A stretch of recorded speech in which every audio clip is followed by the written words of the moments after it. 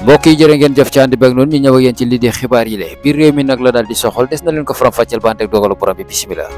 xibaar yi ñu door ko ak li nga xamante ni bii moo di manifestation bi nga xamante ni bii ñii di murid yi ñu fas yéene nañ ko def ginnaaw bu nu jullee li nga xam moo di àjjuma foofee ca Masaalikul Jinaan ba noppi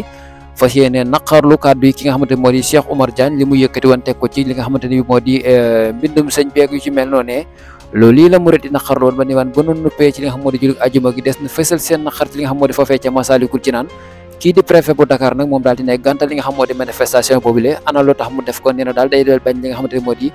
maanaam li ñuy wax trouble à l'ordre public loolu yi moo daal tax mu daal di gàntal li nga xam moo di mbir boobule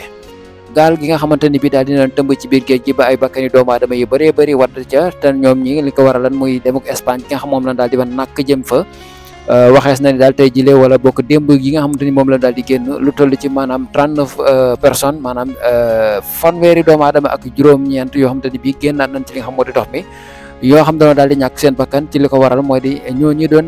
dex Barça wala Barsax kon ñooñu mujj doon dem Barsax la ko waral nag moo di réew mu am ay jafe-jafe wala bokk réew moo xamante ni bii koom-koom mi wàññiku na gone yi ñàkk na li nga xamante ni bii moo di wàllum espoir loolu leen ci daal di mën a nemeeku tax kenn ku ne daal di boot sab saak fas yéene daal di dëgmal li nga xam moo di réewum Espagne ki jiite réew mi di kii di Bassirou Diomaye Diakhar Faye da dina def li nga xam moo di message à la nation démb foofee jàkkaarloog askan wi wax na nag yéen yàbbi jëme ci li nga xamante ni bii moo di assemblée boobule nee na nag ñi nga xamante ni bii ñoo di député yi affaire yooyu ak ñu mel ni ñoom woote woon nag ab gis-gis moo tax mënu daal di woote li nga xamante ni moo di ab jàkkaarloo di waxtaan ak ñoom ndax li mu gis nag nee na ñii moom luy salfaañe lii di réew mi dong moo leen daal di ñor kon mënut a toog ak ñoom di waxtaan ak ñoom la mu daal di def nag wala boog la mu biral démb mooy tas na li nga xamante ni moo di assemblée nationale niki ni démb ji nga xam moom la daal di génn kon assemblée nationale lu ni raxas la ba mu seet yeneen député yu yees lañ fay daal di taataan jàpp na li nga xam moo di date bi élection yooyu rek